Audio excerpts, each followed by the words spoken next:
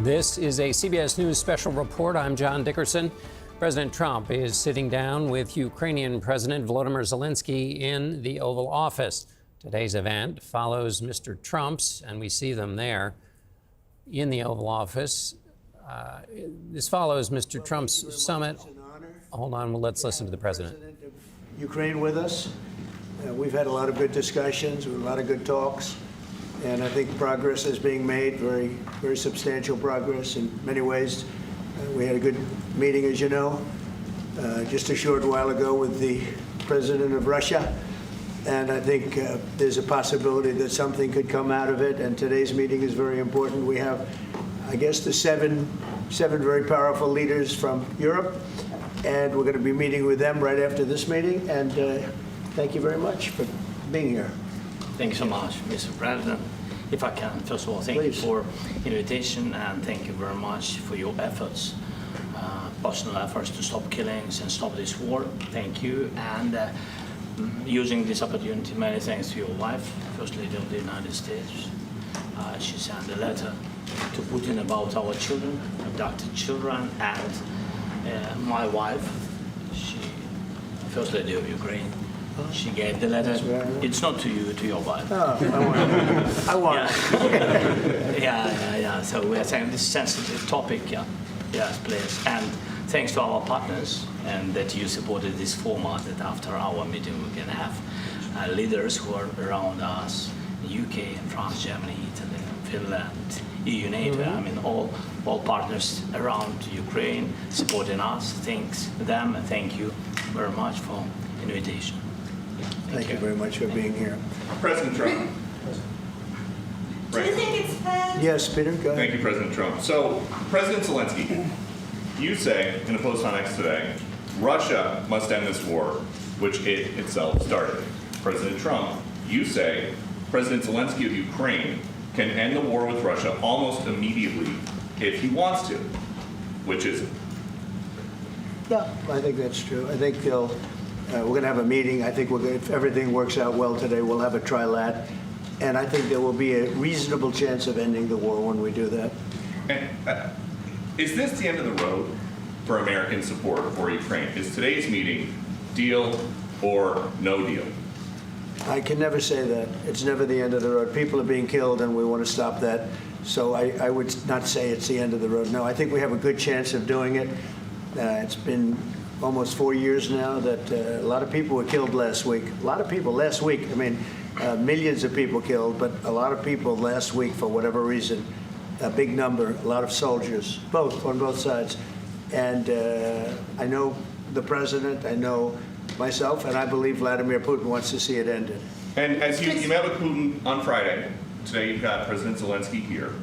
As you listen to Russia and Ukraine, which side has the better cards? Well, I don't want to say that. I'm just here to be. Look, this isn't my war. This is Joe Biden's war. He's the one that had a lot to do with this happening, and we want to get it ended. And we want it to end good for everybody. We want it to end good. The people of Ukraine have suffered incredibly. And to that point, President Zelenskyy, are you prepared to keep sending Ukrainian troops to their deaths for another couple years, or are you going to agree to redraw the maps? Thank you for your question. So, first of all, we live under each day attacks. That today have been a lot of attacks and a lot of wounded people, and the child was dead, small one year and a half. So we need to stop this war, to stop Russia, and we need support American and European partners, and we will do our best for this. So, and I think we show that we are strong people, and we supported the idea of the United States, personally of President Trump, to stop this war, to make a diplomatic way of finishing this war, and we are ready for trilateral, as President said. This is a good signal about trilateral. I think this is very good. Thank you. Mr. President,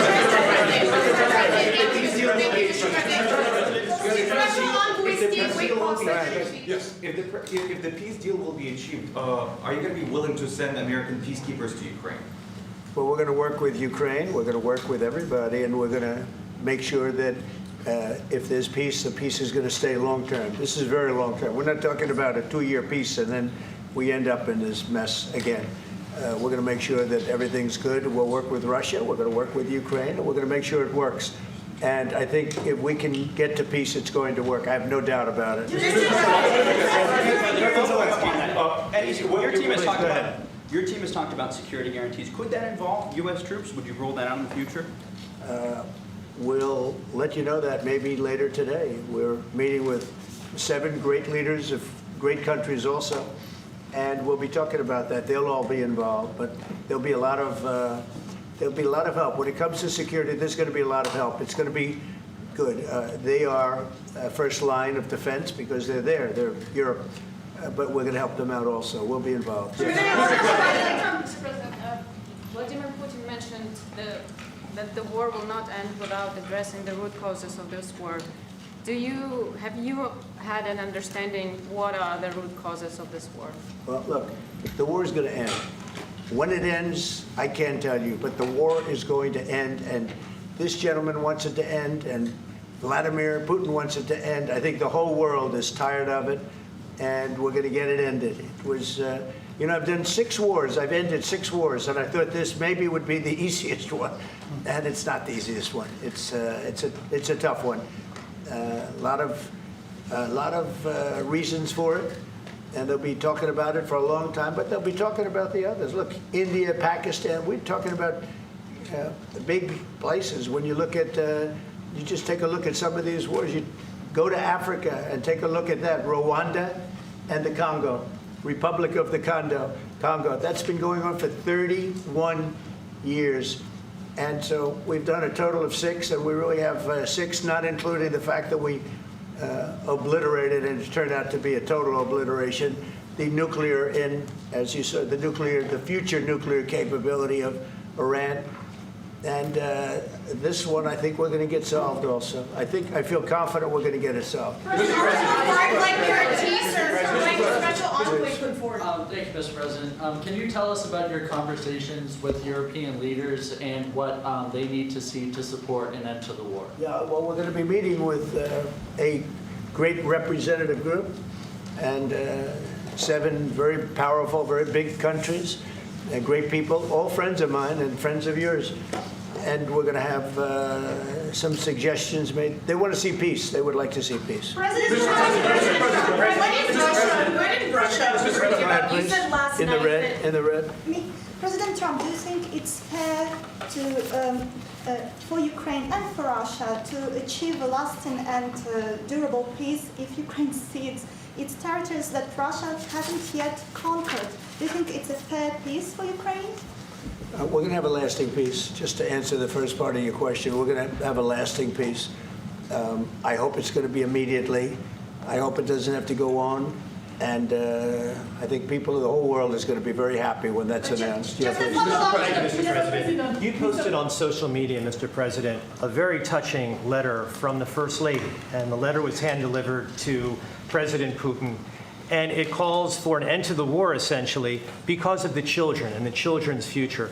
Why did the First Lady feel that letter was necessary? Was it because she believes that Mr. Putin is the aggressor in the war? Is a similar letter being hand-delivered to President Zelenskyy? So the First Lady felt very strongly.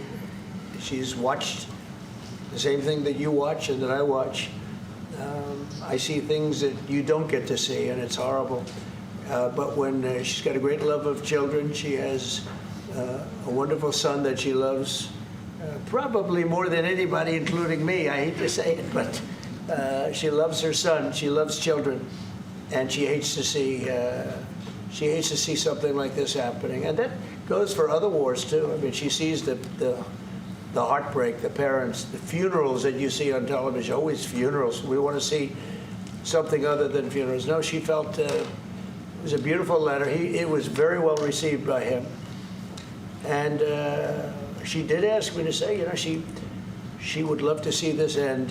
She would love to see it end. And she says it very openly, very proudly, and with great sorrow because so many people have been killed. Mr. President, last week, Brian, go ahead, Brian. Yes, sir. I've got a question for each of you. Yes. First of all, President Zelensky, you look fabulous in that suit. I said the same thing. Yeah, you look good. I said the same thing. Yeah, looks good on I you. said the one that attacked you last time. See, now he's I remember that. Yeah, I apologize to you. You look wonderful.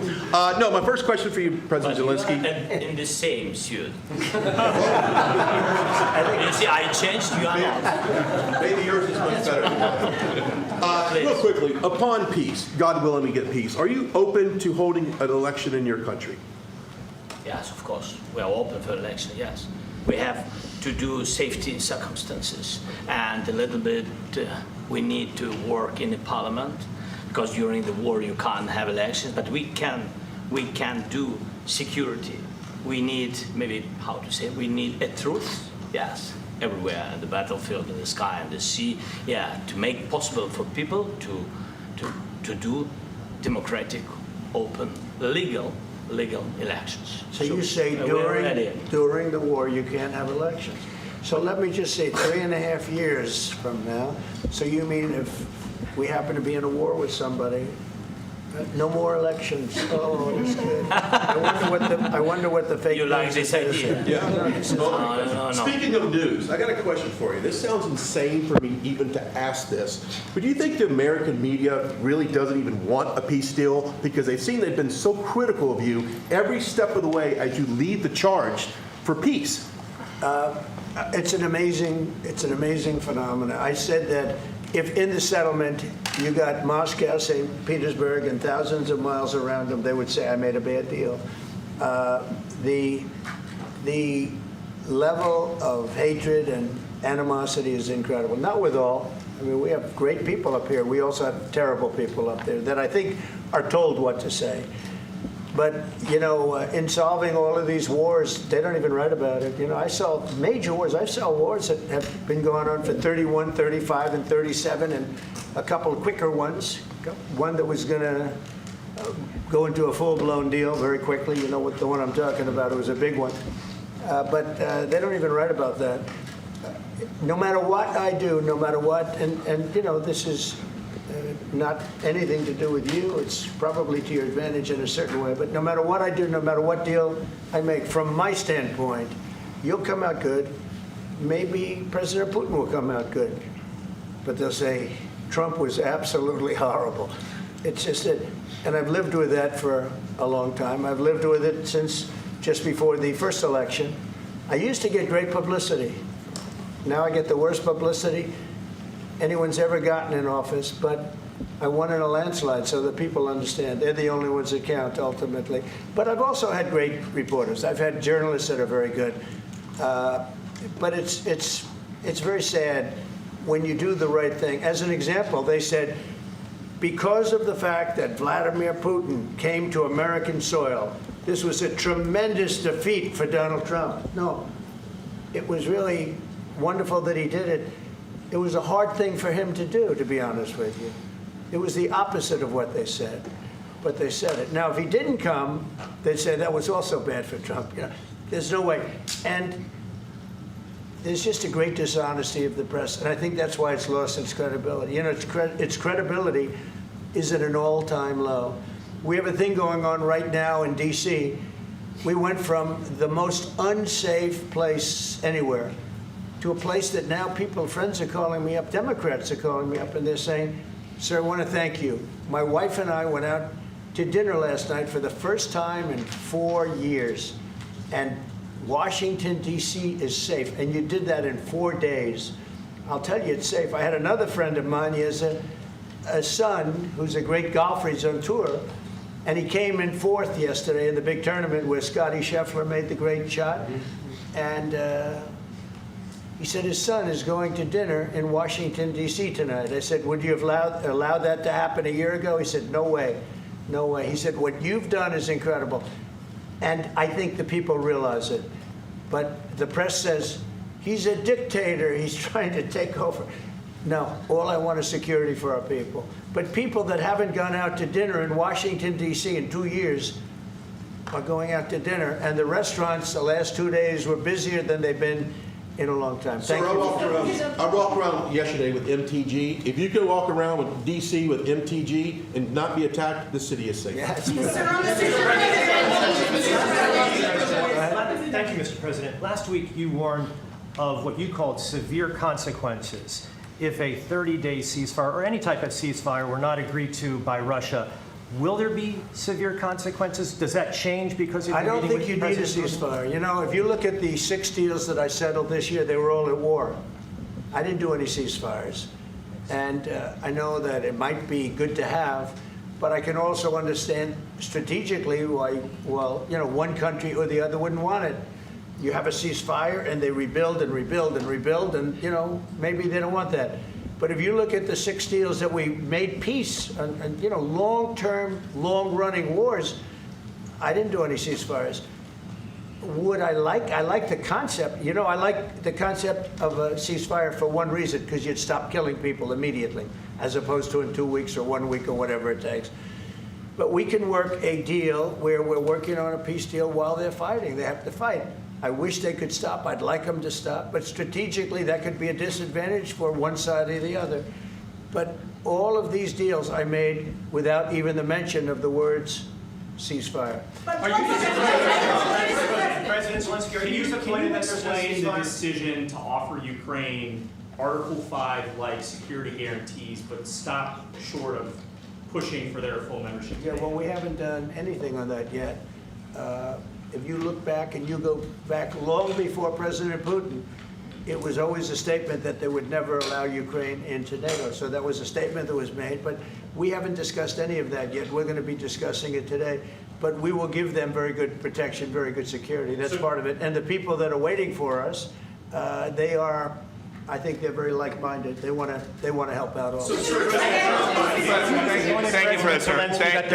Thank you, President Trump. Are you disappointed there's no The United ceasefire, States, Mr. President? the United States has already given hundreds of billions of dollars to this war effort in Ukraine. At best, it is a stalemate, and the killing continues. So, President Trump, how much more is the United States willing to give Ukraine? And President Zelenskyy, how much more do you want?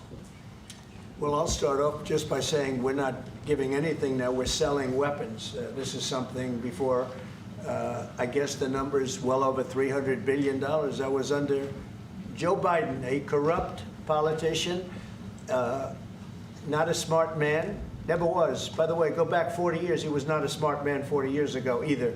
But now he's in particular bad.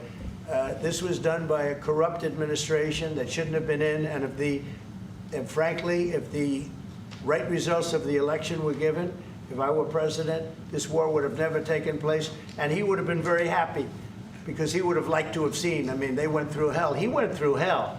This war would have never happened, and the people that were killed, a couple of million people, a lot of people with soldiers and everything else, and the people that have been displaced and forced into other areas and other countries because of what's happened, none of that would have happened. And I'm just saying that he was a horrible president, whether it was the borders or this. He was just a horrible, corrupt president. Mr. President, You want to I can. Thank you so much. So first of all, we have possibility now to buy weapon from the United States. We are thankful for this program and this opportunity. We are thankful for Europe. They pay for this. And through NATO program, for example, Pearl and etc., we have some programs where we can have some money to finance this. And this is a part, I think, it's not a part for the war and to defend us. It also will be a part for security guarantees, to strengthen our army, to rearm Ukrainian army. This is very, very important. And it depends how much money we need to rearm. For example, the question of air defense, we spoke about it with President Trump, and I'm happy that we have now bilateral decisions and we work on it with production, American production. Nobody in Europe has so many air defense like Patriots, for example. We need it very much, and this is also about defending. I think the good news, we make the best military equipment in the world by far. You mentioned the Patriots. How good are they? Systems. We have systems. They're literally 100% foolproof, and it's really like shooting two bullets. You know, two bullets hitting each other in the air in a space like this. The chances, 100%. It's 99 to 100%. So we sell the equipment to NATO, and NATO does what, I don't know what the arrangement is that you have with, but I know that they want you to have the equipment. And we're getting the best equipment in the world, but they pay us for the equipment. Under Biden, it was just crazy what was going on. I believe the number is over 300. I think it could be $350 billion worth of equipment and money and everything else. And we've made more progress in settling this war in the last 2 months than they made in 4 years. This should have been settled a long time ago, but it should have never happened. Yeah, please. Real quickly, you pushed out on social media. All right, Brian, go first. You pushed out on social media about doing away with mail-in ballots and potentially electronic voting machines. Can you expand on that and how important Well, that is? that's a very off-topic, just really quickly. Mail-in ballots are corrupt. Mail-in ballots, you can never have a real democracy with mail-in ballots. And we, as a Republican Party, are going to do everything possible that we get rid of mail-in ballots. We're going to start with an executive order that's being written right now by the best lawyers in the country to end mail-in ballots because they're corrupt. And you know that we're the only country in the world, I believe, I may be wrong, but just about the only country in the world that uses them because of what's happened. Massive fraud all over the place. The other thing we want change are the machines.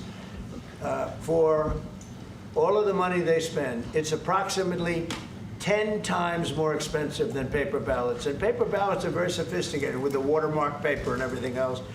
We would get secure elections. We'd get much faster results. The machines, I mean, they say we're going to have the results in 2 weeks.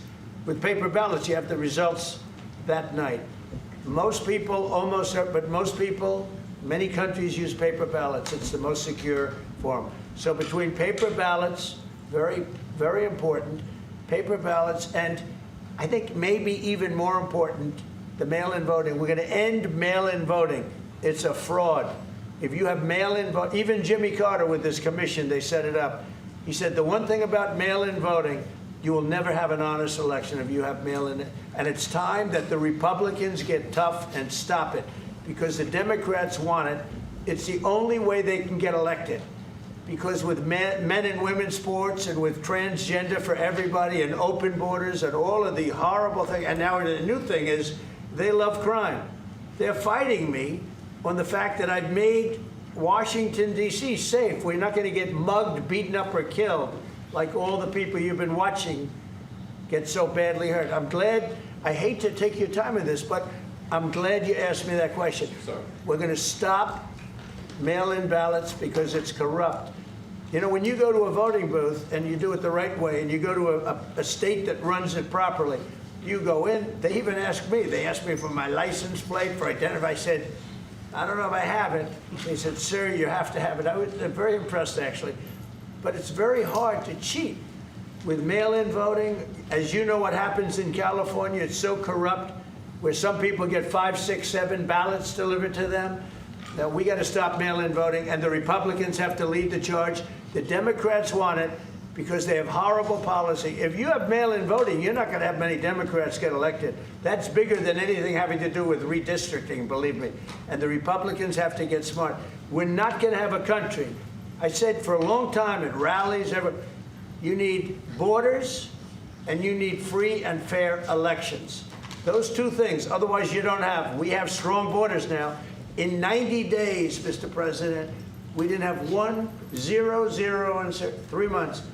Not one person came in illegally into our country. In fact, even I find that hard to believe, but it's run by a little bit of a liberal group that put out the numbers, so I guess it's, but 0, 0, and 0. You go back a year ago, 2 years ago, 3, millions of people poured into our country. It was terrible. Thank you very much. What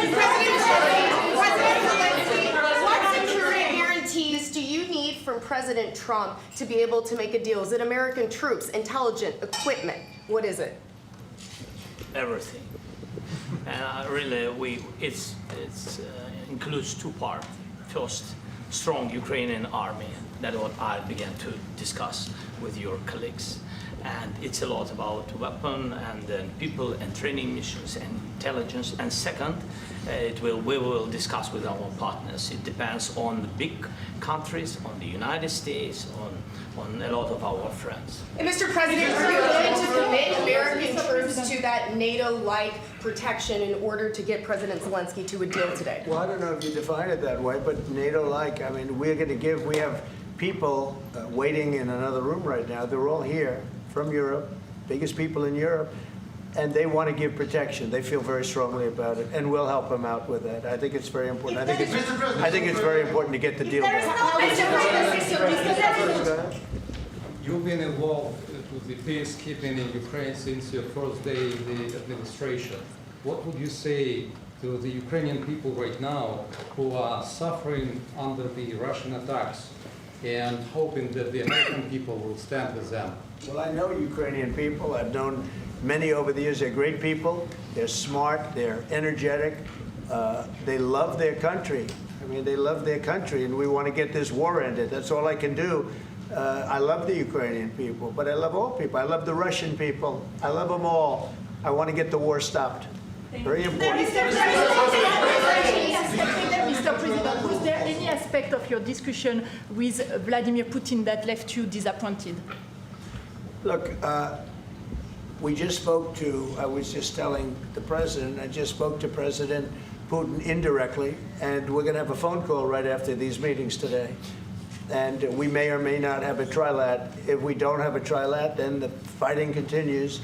And if we do, we have a good chance. I think if we have a trilat, there's a good chance of maybe ending it. But he's expecting my call when we're finished with this meeting. Thank you very much, everybody.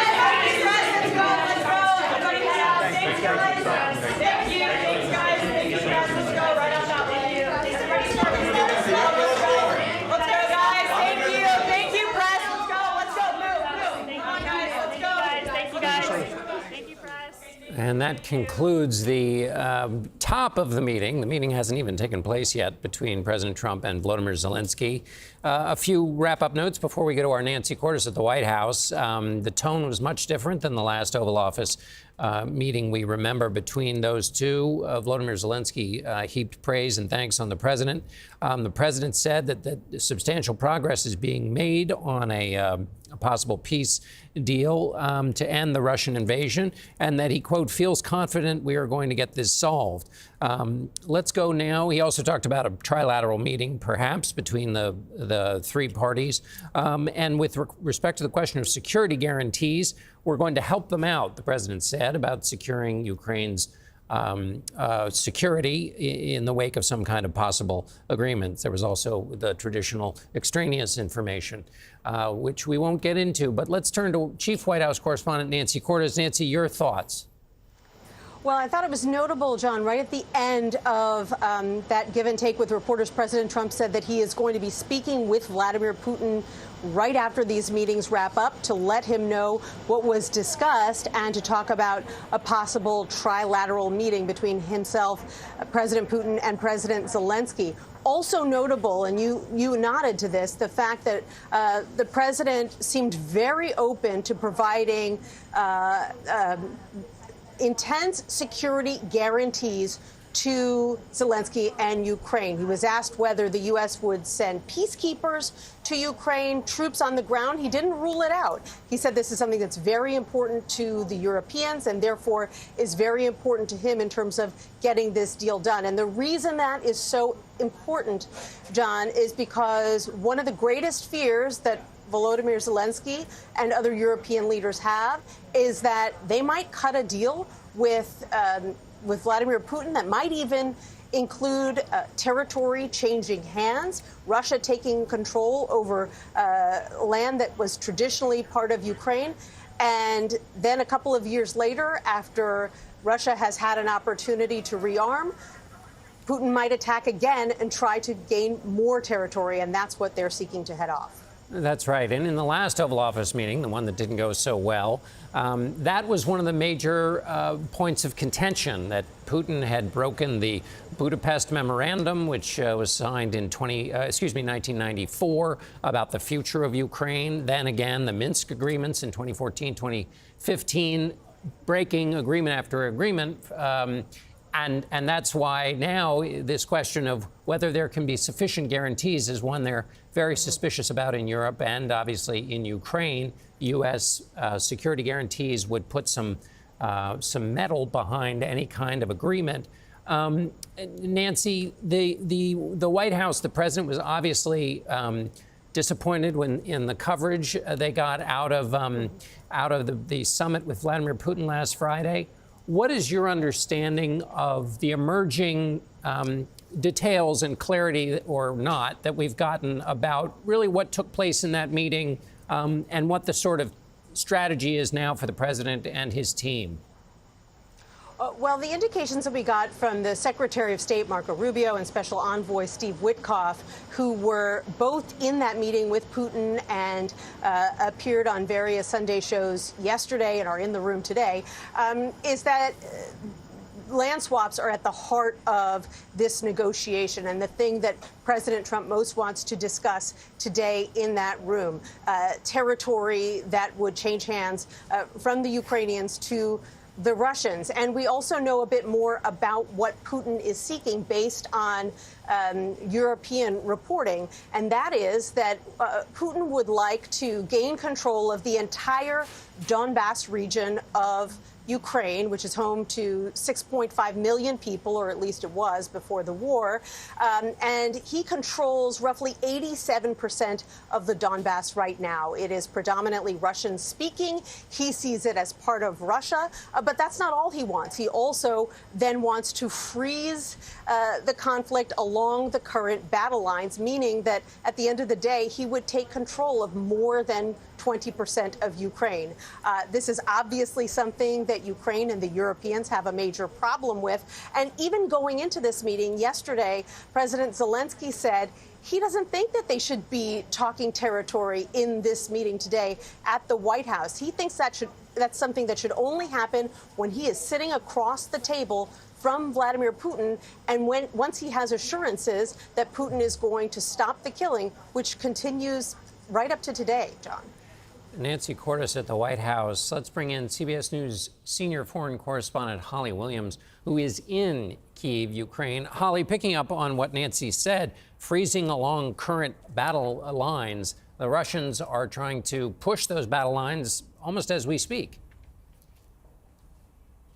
That's right. And I think there's a big difference, John, between freezing front lines, accepting that the Russians are occupying part of Ukraine, and actually handing over territory permanently to Russia. I think the question for Ukrainians is that they want peace. They always say they want peace, but at what cost? A recent poll found that nearly 70% of Ukrainians now want a negotiated peace deal. That's up from just over 20% at the beginning of the invasion. Quite simply, the Ukrainians are exhausted and they've taken hundreds of thousands of casualties. But the devil is really in the details, because some Ukrainians say that handing over swaths of land to Russia permanently, that is redrawing lines on the map, is simply not a price they are willing to pay. And in fact, President Volodymyr Zelenskyy has said it would be unconstitutional. It would probably also be politically untenable for him, because some here would see it as a capitulation or simply as politically foolish. On top of that, Ukraine and its European allies are fearful that sacrificing Ukrainian territory to Russia would set a dangerous precedent, essentially rewarding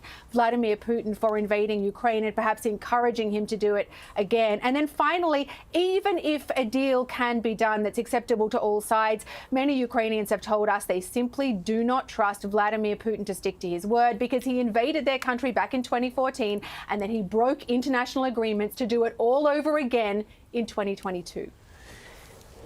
Thank you, Holly. So let me, a couple of things there. Is there, on the question of territory, we haven't even talked about Crimea from 2014. Is there any feeling is there any emerging consensus about what a kind of territorial, where the red lines are, I guess is a way to put it? I mean, the Secretary of State said, Ukraine is going to have to give up something. What would be possibly even tolerable? Is that even possible to know?